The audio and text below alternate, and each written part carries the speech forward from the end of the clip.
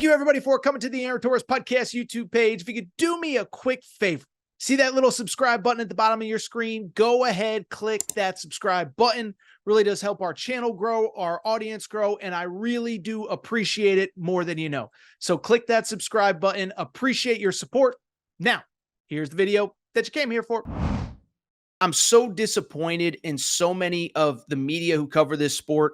I don't know if people are not smart enough or afraid to talk about serious topics, but what happened on Saturday night was a travesty. It was an embarrassment.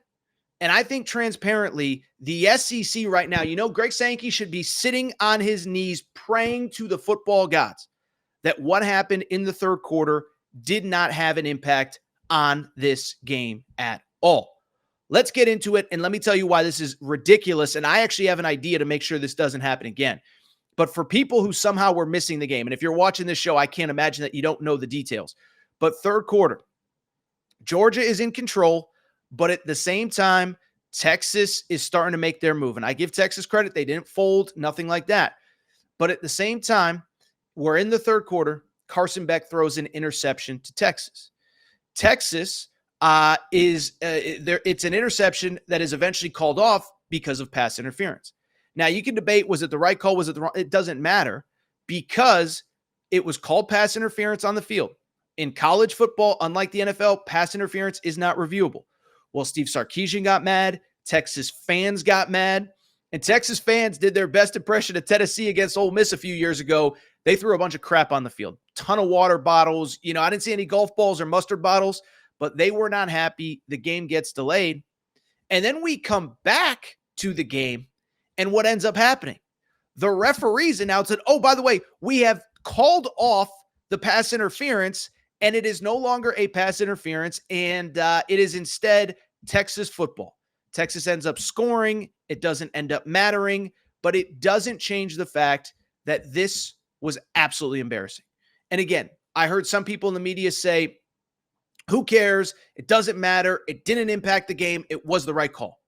Just because it was the right call, it doesn't mean, even if it was the right call, doesn't make the circumstances okay. And again, I believe the SEC's handling of this is nothing short of embarrassing, okay? I want to welcome a new sponsor to the Aaron Torres pod, Blue Chew. Fellas, remember back in the day when you were always ready to go? Well, things change. You got a lot on your mind. Your football team isn't very good. Well, here's the good news. That's where Blue Chew comes in. Blue Chew is an online service that delivers the same active ingredients as Viagra, Cialis, and Levitra, but at a fraction of the cost and in chewable form. To get started, it's so easy. Just go to BlueChew.com, consult with one of their licensed medical providers, and once you're approved, you'll receive your prescription within days. The best part, it's all done online. No awkward trip to the doctors, no waiting at the pharmacy, no stink eyes, no raised eyebrows, nothing. Thing is, though, I know a lot of you are probably wondering, Torres, does it actually work? Do you think I need to try it? Well, here's the deal. Try it for a month for free, and I think there will be no turning back, all right? You'll love it. Your partner is going to love it. Your football team may stink, but you'll be rocking like the 85 Bears between the sheets. So go ahead, try it out, and here is the great news. We have a special offer for listeners of the Aaron Torres pod. You can try Blue Chew for free when you use the code Torres at checkout. All you got to do is pay $5 in shipping. Go to BlueChew.com, use promo code Torres at checkout. You get Blue Chew for free for a free month, and you only have to pay $5 shipping. Again, visit BlueChew.com for more details and important safety information. Thank you to Blue Chew for sponsoring the Aaron Torres podcast. Because at the end of the day, whatever, the SEC can say, because the SEC's argument is essentially the refs are always allowed to pick up a flag. They're allowed to confer. I don't think anybody watching that game that isn't a Texas fan or working in the SEC offices would say that that call was overturned strictly because it was the wrong call. It was overturned because there was a delay in the game because Texas fans acted rowdy and inappropriate. And when they did, it was clear there were probably some replays on the big screen in that stadium. The referees realized they got it wrong, okay?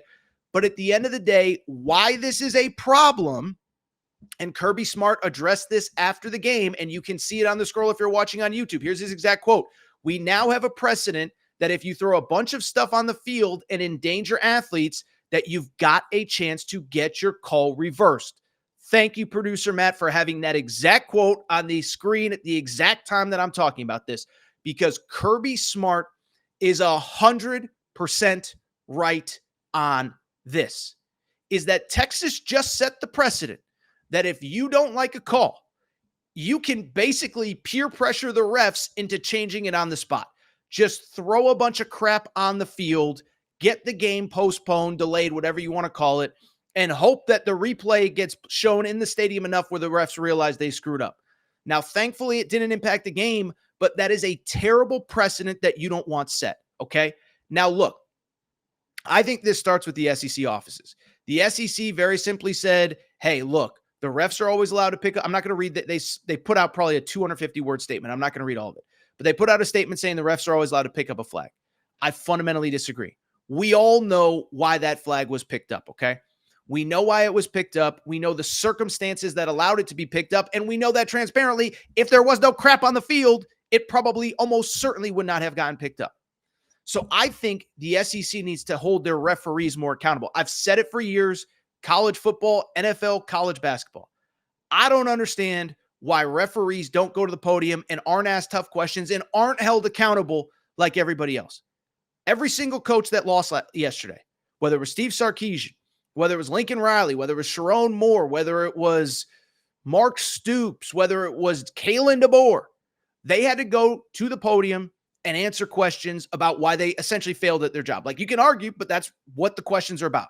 Players have to go to the podium. And the referees just get to skate by, and that's where I'm disappointed in the SEC. You have a moment that allows you to acknowledge these guys got it wrong and they need to be held accountable. I'm not saying lifetime ban, but what I am saying is you cannot allow that to happen, and you don't always have to side with the refs. I understand the idea of wanting to kind of show a united front, but it's the wrong move, and I'm disappointed in Greg Sankey. Let me take it a step further. NCAA, you want some good PR? Let's get some good PR. Because the NCAA, listen, I was at an NIL conference on Friday. Everybody's just crushing the NCAA. They can do no right. I actually feel bad. That's not the point. But what we learned this week from the NCAA is that if they want to change a rule in the rule book, they can do it overnight. You know how I know? The Oregon Dan Lanning 12-man on the field penalty, they changed it literally in one day. We'll do something here. To me, and I put this out on Twitter, had a couple typos. Forgive me. I was fired up. This is what I would do. This is what kind of blows me away, by the way. Even if you overturn the call, the fact that there's bottles on the field, that it's not a penalty, doesn't make sense. So this is my proposal to the NCAA. If debris reaches the field that causes a delay of game, you want to protect the refs a little bit, you can do it this way. Debris reaches the field. How about a 5-yard delay of game penalty? And oh, by the way, a 25-yard unsportsmanlike conduct penalty. To me, a dual penalty. A dual penalty in which you get a 20-yard penalty for throwing debris on the field, because that's the crazy part. Texas not only gets the call overturned, they get the ball right where the play happened after their own fans caused hysteria in the stadium. So to me, like I said, 15-yard unsportsmanlike conduct penalty, an extra 5 yards for delay of game, make it 1st and 30. Okay, you're going to give Texas the ball back. They got to go back 20 yards. That's at least a little bit more fair. NCAA, do it. I don't understand how you could throw stuff on the field and it's not a penalty. But the fact that Texas got away with this, what Kirby Smart said was right. Producer Matt, do you have half a second? Pull back up that Kirby Smart sound, because I am fired up. He is absolutely right. He was working against the refs, and he was working against the media going into this game. Nobody gave us a chance. Your whole network doubted us. Nobody believed us. And then they tried to rob us with calls in this place. And these guys are so resilient. You know what I mean? We talked about intent. They did try to rob him with calls in that place. I know everybody's saying, oh, Kirby's just trying to work the media and he's trying to do the nobody believed in us. I don't care. He's right on this. The SEC should be embarrassed by how they handled this situation.